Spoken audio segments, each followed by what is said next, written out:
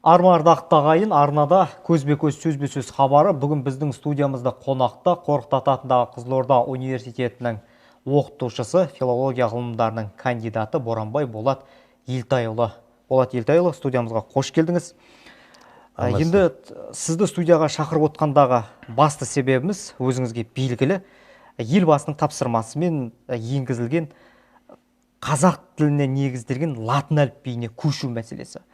Соңғы жылдары бұл мәселе қоғам арасында қызу талқыға түсіп отыр. Мемлекеттік дәрежеде де, өз қарапайым халықтың арасында да. Бірі көшу дұрыс десе, екіншілері бұрыс дейді. Бұрыс дейтіндері тілді қалыптасқан өзіміздің сөйлеу ғұрпымызды құртып аламыз дейді. Екіншілері бұл өзіміздің бұрынғы қазақы қалпымызға қайтуымыз дейді. Сіздің ойыңызша қалай? Көшу дұрыс па әлде бұрыс па? Өзі елбасымыздың рухани жаңғыру болашаққа бағдар деген мына бағдарлама мақала шыққанына өзі қазір 3 жылдан асып бара жатыр. Өзі былайынша айтқан кезде халықтан бір шаршағанда сияқты. Бұл неге бұлай созылып кетті? Бұл жерде мәселе мынау латын әліпбиіне, латын негізді қазақ жазуына көшу дұрыс па, бұрыс па деген мәселеде өзі талас туындамауы тиіс. Өзі елбасымыз өзінің сөзінде, мақаласында айтып кетті. Ол мынау түркі халықтарының ортақтығы деген сияқты мәселе бар. Сосын жалпы әлемдік мынау тілдердің, оның ішінде әліпбилердің қолданысында көш бастап тұр бұл латын әліпбиі.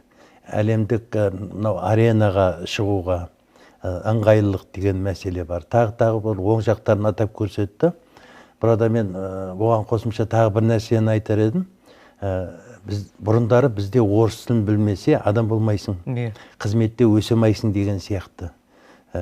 Біздің ағаларымыз, менің замандастарым мейлінше орыс тілін жетік білуге тырыстық. Өйткені білімнің көзі, бірден бір көзі орыс тілі болды. Қазіргі біздің балдарымыз орыс тілінен, қазақ тілінен бөлек ағылшын тілін жетік біліп жүр. Енді ақпараттың көптігі жағына алған кезде мынау латын тілді ақпараттар өзі 70%-ның үстінде болатын болса, ал кирилл әліпбиі негізіндегі ақпараттар өзі 1%-ға да жетпейді. Сондықтан енді бұл жаңа ақпараттың көптігі жағында, балдарының, ұрпақтың болашағы жағынан да осы латын негізді әліпбиге көшкен өте орынды нәрсе. Екінші жағынан, мынау бізде постколониалды бір сана қалыптаспаған. Біз орыстан ажырасақ дымсыз қалатын сияқтымыз, әсіресе мына үлкен аға буындар солай ойлайды. Ал шын мәнінде біздің мына әліпбиіміз болашақ ұрпаққа керек нәрсе. Мынау орысқа деген тәуелділіктен құтылудың бір жолы. Бұл өте қажетті нәрсе. Жалпы әліпбиге көшу неге созылып бара жатыр? Әліпби мәселесімен бұл нағыз мамандар айналысу керек. Оның ішінде тілші мамандар. Тілші маман болған кезде ол тілші маманның барлығы емес, бұның арнайы бір саласы болады. Ол тілдің дыбыс жүйесін жетік білетін мамандар болу керек, бір. Екінші, графика деген саланы жетік білетін адамдар болу керек.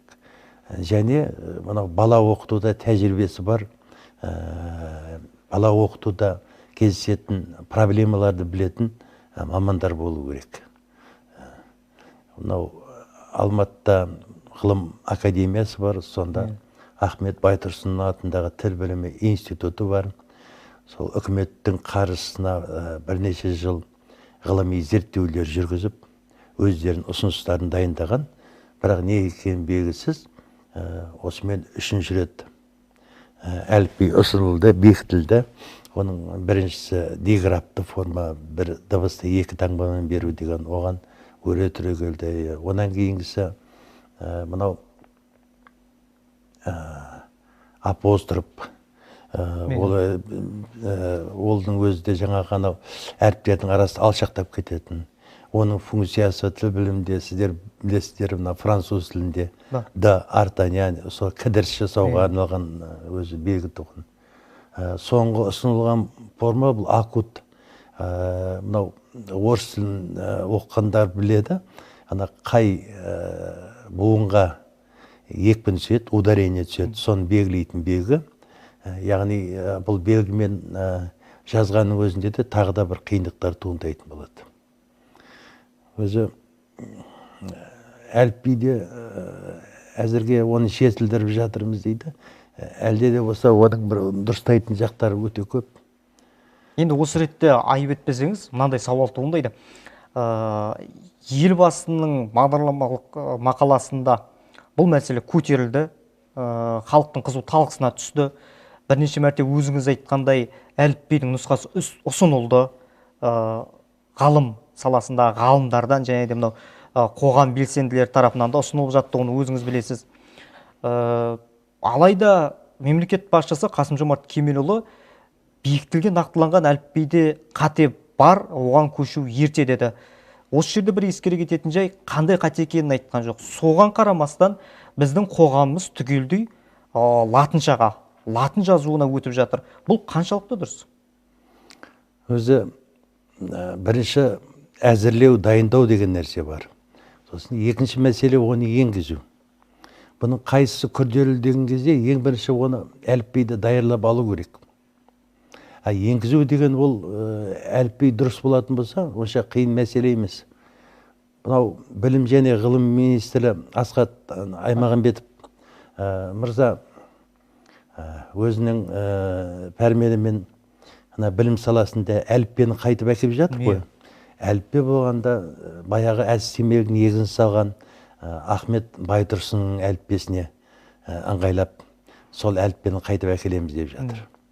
Бұрынғы әліпби, мынау қазақ әліпбиінде өзі бұрынғыны 42 әріпті қазақ әліпбиі деп айтуға да келмейді. Өйткені орыс әліпбиін 30 әрпіні әкелдік те, оның үстіне қазаққа ғана тән өзіндік дыбыстарға таңба ойлап таптық. Сонымен бізде 42 әріп болды. Соны оқытатын әліпбиден гөрі мынау Ахаңның әліпбиінің ерекшелігі, ол былай айтады әліпби жөнінде, оның замандастар айтады. Мынау қабілеті орташа бала бұл әліпбимен 2 аптада жазып, оқып кетеді. Яғни 2 апта уақыт керек дейді. Өздеріңіз білесіздер, бұрындары әліпбиді 2.90 оқитын. Мынау сауат ашу деген пәнді 3.90-ға дейін оқып жатыр. Яғни бұл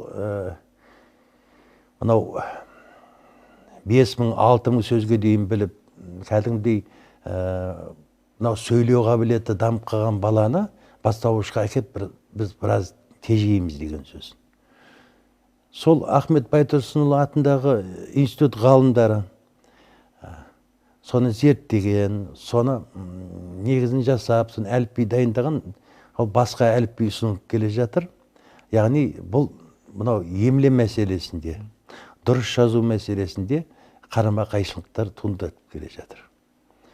Өзі қазақтың дыбыстық жүйесінде, тілдің жүйесінде өзі орныққан 9 дауысты дыбыс бар. Оған қосымша 19 дауыссыз дыбыс бар. Ал қалғандар ол біздің дыбыстық жүйеге мүлдем келмейді.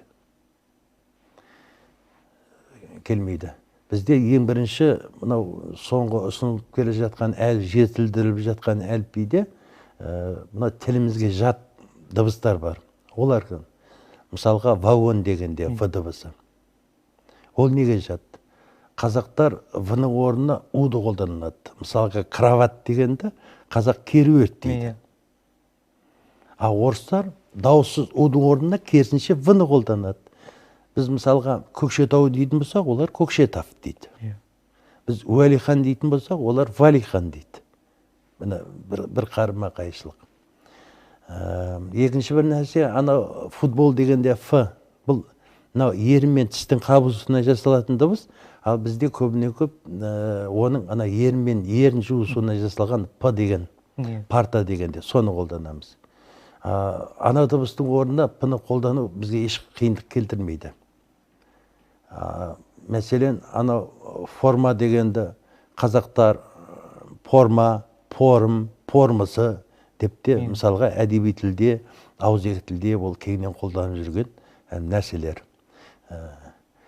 Онан кейінгі мынау базарлықтарға мынау хат дегенде Х, сосын гауһар жиһаз дегендегі мына көмей дауыссыз бар.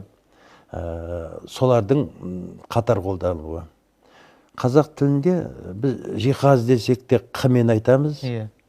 Мынау хат жазды, хат зәру десек те ол Қ-мен айтамыз. Яғни айтылымда Қ болғаннан кейін, оның жазылымда оларды түрлендірудің онша қажеттілігі жоқ. Өзі мынау біздің оқымыстыларымыз сонау кеңес үкіметінің алғашқы жылдары ақаң әліпбиді жасаған кезде 28-ден тыс осы Ф мен Х-ны енгіземіз деген. Өйткені мынау арабша хат таныған адамдар оларды дұрыс айтады. Мен бұрындар үлкен кісілерді білетін, харам деп мынау көмеймен айтып жатқанын көргенмін. Хат деген екі дауыссыз дыбыс. Ф, ол ерімен тіс. Ал енді қазақтың өз тілдік жүйесінде бұларға орын жоқ. Мынау қазіргі балдарын бірінші асқа берген, сауат танытқан адамдар біледі, мынау дауысты и мен у деп жүргендер. Шын мәнінде қазақтың тілінде дауысты и мен у жоқ. Мысалға айталық жаңағы тиімді дегенде, тиіс дегенде балдарға оқытқан кезде, мысалға бала т, ес деп дұрыс буынға біледі. Ал біздің ұрып соғамызда ти, іс деп оны шала буынға білдіреміз. Өзі анарадағы дауысты дыбысты алып тастағаннан кейін, сонда екі дауысты буынның екі жағына бөлінбейді ғой. Бұл қазақ тілінің заңдылығына қарама-қайшы. Сонда анау балдарды оқытудағы бір кедергілердің бастыларының біреуі де осы дауысты и мен у. Оларды ажыратып жазу мәселесі. Бұл мәселе 30-шы жылдарда үлкен дау болған. Өздеріңіз білесіздер, қазақтың оқыған зиялыларын, білімділерін сол жылдары мынау кеңестік үкімет репрессияға ұшыратты, атты, жазалады, қуғындады. Яғни олар жоқ бұл жерде. Соған қарсы шыққан, қазақ тілінің тазалығын сақтауға үндеген адамдардың барлығы атылып кетті. 30-шы жылдардың аяғы, мына 40-шы жылдардан бастап, біздің тіл білімінде де, жалпы ғылымда, мына зиялы қауымда көбіне көп жоғарын айтқанына көнетін, солардың ыңғайына қарай ғылымды бағыттаған, сондай тұлғалар келе бастады. Тарихтан білесіздер, мынау 28-ші жылы, өзге түркі халықтары 26-ші жылы латын қарпін қабылдаса, біз 28-ші жылы Ақаңның қарсылығы барысында. Ал 40-ші жылғы кирилл әліпбиіне көшуде ешқандай бір дау-дамай, бұл пікір таластары, бұл дұрыс, бұл бұрыс деген мәселе көтерілген емес. Бұл жоғарыдан пәрменмен бірден айтты болды. Біз анау кирилл әліпбиіне көшкенде де біз өз тіліміздің табиғатын сақтаңқырап келдік. Бізді жалпы мына орыс сөздерін дәл сол күйінде, ұлы Лениннің тілі, ұлы орыс халқының тілі, Пушкиннің тілі, оны бұзуға болмайды деген сияқты. Көпшілік қолданыстағы сөздер, термин сөздер, орыс тілінде қалай жазылады, бізде де солай жазылып, солай айту пәрмені енді. Бұл 50-ші жылдар қабылданған емлеге байланысты, ол емле ережесі 57-ші жылы шықты. Соған байланысты біздің тілімізде осындай жазу мен айтудың арасындағы айырмашылық ұлғайып кетті. Енді осы ретте мынандай сауал туындайды. Өзіңіз білесіз, тіл маманысыз. Жалпы қазақ боламға дейін түркі деген атаумен осы Тұран даласында мекен етті ғой. Түркілердің өзіндік әліпбиі болды. Кейін келе өзіңізге белгілі араб әліпбиіне көшуге мәжбүр болды. Одан латын әліпбиіне, одан жаңағы өзіңіз айтып өткендей пәрменмен жоғарғы бір партияның пәрменімен айтты болды мен кирилл әліпбиіне көштік. Бұл соңғы үш әліпбиге көшпей, көне түркілердің әліпбиін ұстанып қалу біздің тіліміздің тазалығына қаншалықты әсер етеді? Әлде бұл қазіргі заманның талабына сай келмей ме? Мынау тілдің тарихына баратын болсақ, өзіңіз білесіз, мынау біздің дауыссыз дыбыстар жұптасып келеді ғой.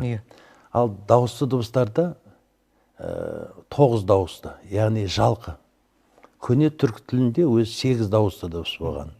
А, Е, Э, О, Ö, О, Ö. Ислам мәдениетімен бізге әрпі келді. Әрпі бұл өзінің кейбір артықшылықтар бар, аға жақындығы бар. Яғни сол бір артикуляциялық, акустикалық ерекшелігімен бұл аның жанына келді, ені ысырып тастады. Ислам мәдениеті енбеген Сібір халықтарының тілінде бұл А, Е жұбы әлі бар. Сақтап қал. Мысалға, әнің өзінде біздің емлемізде өте бір күрделі мәселе. Мысалы, кінәлі деп айтамыз. Ал кінәлеу деп айтпаймыз. Кінәлау дейміз. Менің Байжолов Әли деген ұстазым өтті. Бұл дүниеден, бұны енді Қызылорда педагогтық институтында оқыған барлық мамандар білет. Осы Әлекеңнің тезінен өткен адам, әйтеуір адам болады, жақсы маман болады. Біз тезінен өткеніміз кезінде. Әлекең айтады, соңғы буында болса, оған бірыңғай жуан жалғану керек деп, біртектілік болу керек деп. Мысалы, кінәлы, кінәлау, күнәһар. Ал кейінгі мына шығып жатқан арпағы сөздерде өзі қызық, кінәлі, кінәлау. Көрдіңіз бе? Екі жағы кеткен. Өзі әні бағындыру тілімізге осы 8-9 ғасырдан бастап енсе де, әлі ырыққа көнбей жатқан мәселе. Мынау біз мектептегі қазақ тіл әдебиетіне кірген кезде төбеге жазып қоятын қазақтың тілінің ұлылығы, оның әуезділігі, бүкіл қазақ даласы ән салып тұрғандай дейді. Қазақтың еңбектеген баласына, еңкейген кәрісіне дейін бұл тақпақтап сөйлейді дейді. Мен шын мәнінде ойладым, сол кездегі мынау миссионерлердің, Радыловтың, Миллеранскийдің, тағы басқалардың мынау жинаған мәтіндерінде қараса, онда ешқандай бір өлең сөз жоқ, қарапайым ауызекі сөйлеу тіліндегі сөйлемдер. Бірақ оның құдіреті не, әуезділігі неде? Бізде сингармонизм деген заң бар. Сингармонизм деген бұл дауыстылардың үстемдігі. Гармония деген өзі музыкалық термин ғой. Мынау үндесім дегенді білдіреді. Сонда қарасаңыз, бізде сингармонизм екі түрі бар. Бірінші тіл сингармонизмі. Біз бірыңғай жуан қып айтамыз сөзді, бірыңғай жіңішке қып айтамыз. Екінші түрі бар. Ол ерін сингармонизм дейді. Біз қазір түлкі деп айтамыз, ал шын мәнінде ол айтылуы керек түлкі. Мына ерін сөйленіп, бірыңғай еріндік болып айтылуы керек. Ал біз енді мынау жазуға тәуелді болғаннан кейін, оның ішінде бізден системасы бөлек. Біз жалғамалы тіліміз, ана қопармалы тіл орыс тіліне тәуелділіктің арқасында бізде түлкі деген сияқты. Өзгерістер. Өзі біздің ғылымымыздың өзі евроцентристік бағытта. Орыс тілінде қалай жіктелген? Біз де солай жіктеуіміз керек. Болды. Енді осы ретте мынандай сауал туындайды. Егер де латын әліпбиін қабылдап, латын әліпбиіне толықтай көшетін болсақ, өзіңіз айтқан еуропалық бағытқа негізделген біздің ғылымымыз қазақы дүниетанымға қарай өзгере ме, және оның өзгеруі үшін қанша уақыт керек сіздің ойыңызша? Жалпы латын негізді қазақ жазуын біз неге қабылдауымыз керек? Ондағы мақсат не деген мәселеде мен айтар едім, басымдық неге берілу керек? Қазақ тілінің өзіндік табиғатын қайтып алу керек. Өзіндік табиғатын. Біреулер айтады, сонда біз ана 20-шы ғасырдың басындағы 19-шы ғасырдағы қазақтар сияқты сөйлеуіміз керек пе дейді. Біз көне көзқарас деп қабылдағысы келеді. Иә, көне көзқарас дейді. Ал бірақ енді бұл енді ешкім қолданбай кеткен. Ол болды ма, болмады ма деген мынау еврейлердің тілін бұлар жиналып, ақылдасып, жасап, мемлекет тілге айналдырып алды. Жоқтан бар жасады. Өзі Хамид Семит тобы дейді. Сол Хамидінде араб тілінде, Семитінде бұлар енді дініне байланысты айырылысқан, бірақ негізі түбі бір тіл ғой. Тіпті бір халық деуге де болар, бірақ мынау еврейлер өзіндерін ұлттық діннің алады да, мынау арабтардың діні бұл бүкіл әлемдік ұлтына, нәсіліне қарамай қабылданатын дін. Сол ортадан былай ажырап кеткен. Солардың өзіне қалпына келтірген. Ал енді қазақтың тілі әуезді болсын десек, қазақтың тілі құлаққа жағымды болсын десек, онда неге біз өзіміздің табиғатымызға қайтып бармасқа? Радлов деген көкеміз бар, Василий Васильевич Радлов деген. Өзі қазақтың ауыз әдебиет үлгілерін көп жинаған.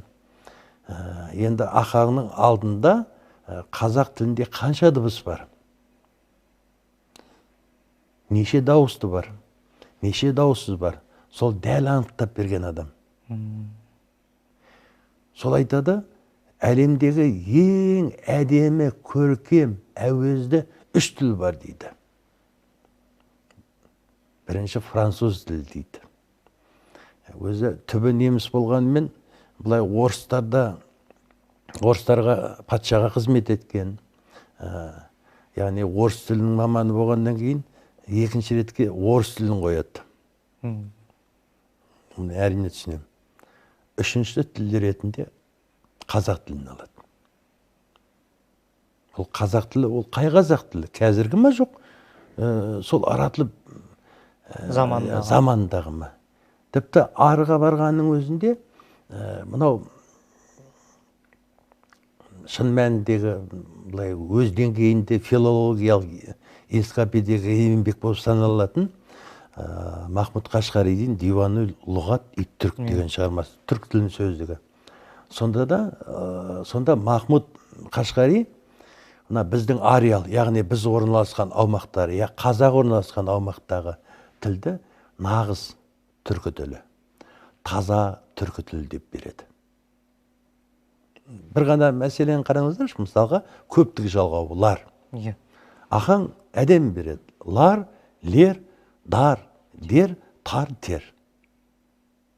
Ал енді біздің туысқандарымызға ләр. Өзбекке қараңыз. Оларда жаңағанда бұндай жан жақты, бұндай жалғаудың түрлері көп емес. Барадылар, келеділер, ләр, осы бір ғана формада. Бір типті дейсіз. Бір типті. Яғни мынау араб тілінің, исламның әсерінің бір қаттылығы болса керек. Ал қазақ көбіне көп бір орында отырмайды, көші-қон, баяғы ата салт сақтаған, яғни бірмен бір былай араласып жатыр. Қазақтың тілінде диалекті жоқ. Диалект сөздер ғана бар, оны ғылымда говор дейді. Бірімізді біріміз түсінеміз. Сол бір ыңғайлық болу керек. Біздің тіліміздің жалпы қазіргі заманның өзінде, осындай орыс тілінің ықпалына қатты ұшырағанның өзінде де, біз мынау түркі тілдерінің ішінде сол бір темір қазық, ата тіл, түпкі тіл, соның бір жаңағы соның бір кіндігі іспестес. Енді шетелдегі осы тілші мамандармен көп араласып жүрміз. Мысалға Түркияның профессорлары айтады, біз сіздің ауылдан көшкенде сіздер сияқты сөйлеген екенбіз ғой деп. Қазіргі мынау түрік сериалдарын көргенде де олар, мен байқап жүрмін, арасында құлағым түріп қалам. Қара шөй тігіп қояды, сосын мына сериалдарда домбыраны, күйді ол қолданып жүр. Қазіргі мынау Осман түріктерінің қолданысында ол домбыра жоқ. Яғни домбыра сонда барған. Яғни бұл негізгі темір қазығы, отаны, ата жұрты бүкіл түркі дүниесінің кешегі тұран деп жүрген осы біздің өлке, біздің жер, біздің топырақ. Енді қорытынды сауал болсын. Ғалымдар өздерінің ережелеріне сәйкес, өздерінің тұжырымдарына сәйкес әліпбиді тағы да жасақтай жатар, өңдей жатар, дұрыстай жатар. Енді осы латын әліпбиіне қатысты қарапайым халық, соның ішінде өскелең жастар, жас ұрпақ нені ескеру керек? Латын әліпбиін ұғыну, үйрену жолында нені ескеру керек? Біріншіден әліпбиді ғалымдар жасап қойған. Ол жаңағы ахаң негізін салған, өзінің дыбыстық жүйеміз, тіл жүйесіне байланысты жасалған әліпби дайын. Мәселе соны қабылданбай жатқандығында. Ал енді мына жастарды оны оқыту, жастарға үйрету деген мәселе онша қиын нәрсе емес. Тіпті ана кириллмен мынау санамызда, біздің орфографиялық, графикалық санамызда қалыптасқан әліпбиін менің замандастарым, менен де үлкен ағаларымыздың өзін үйретуге де онша көп уақыт алмайды. Мәселе анау ғалым жасаған. Мына тіл білімі институты 10 жылдай соны зерттеп жасаған кешегі академик Әбдуәлі Хайдар, академик жаңағы Рабиға Сыздық, Шора Сарбай сияқты академиктер басында болып жасаған. Қазіргі мынау Қазақстандағы дыбыс жүйесінің, фонетиканың ең негізгі маманы, филологтардың докторы Әлімхан Жүнісбек араласып жасаған ол әліпби дайын. Ал ол ахаңның негізінде. Ахаңның негізіндегі әліпбиені енгізіп жатыр. Ал енді ахаңның негізін салған жүйемен дайындалған әліпбиді енгізсек, бұл енгізу мәселесі бұл өте оңай нәрсе. Қазір газеттегі, сосын көшедегі жазуларда тілдің маманы болсам да, соны бүйтіп оққан кезде қиналып кетем. Өйткені мен оны дұрыс емес екенін көріп тұрмын. Жалғыз мен айтсам, 30 жылдардағы сол журнал оқулықтарды әкеме барып оқыттым. Мен әкем 80 асып кеткен. Болатжан, мынау қиын емес екен ғой, мен жүргізіп оқып отырмын дейді. Шет тіл мектепте оқыды ма, оқымады, кім білген 90 жылдарында. Ал енді кейінгі барғанда әкем айтады, Болатжан, мынау газетте латын қарпімен жазған екен, әбіржіп кетем оқығанда дейді. Көрдіңіз бе, оның дұрыс емес екендігі қарапайым жұрт айтып жүр. Сұхбатыңыз үшін алғысымызды білдіреміз. Енді түсінеміз, университетте оқытушысыз, ұстазсыз, біз секілді қаншама шәкіртті тәрбиелеп шығардыңыз, әлі де тәрбиелеп шығарарыңызға сенімдіміз, тәрбиелеп шығаруыңызға тілектеспіз. Өзіңіз секілді ұстазымыз бар екеніне, өзіңіз секілді ұстаздан сабақ алғанымызға, тәлім алғанымызға біз өте өзімізді бақыттымыз деп есептейміз. Жасап жатқан жұмысыңыз жемісті болсын, ел үшін, осы қазақ тілінің дамуы үшін етіп жатқан еңбегіңіз еленіп, ұрпақтың есінде қалар ұлы тұлғаның бірі болуына тілектеспіз. Алтын уақытыңызды бөліп келгеніңізге алғысымызды білдіреміз. Өздеріңе де рахмет. Осы маман ретінде осындай өздеріңіздің арналарыңызда мінбер бергендеріңізге рахмет. Еңбектеріңіз жемісті бола берсін. Рахмет. Жақсы. Құрметті телекөрермен, бізге берілген уақыт осымен тәмам. Келесі кездескенше күн нұрлы болсын.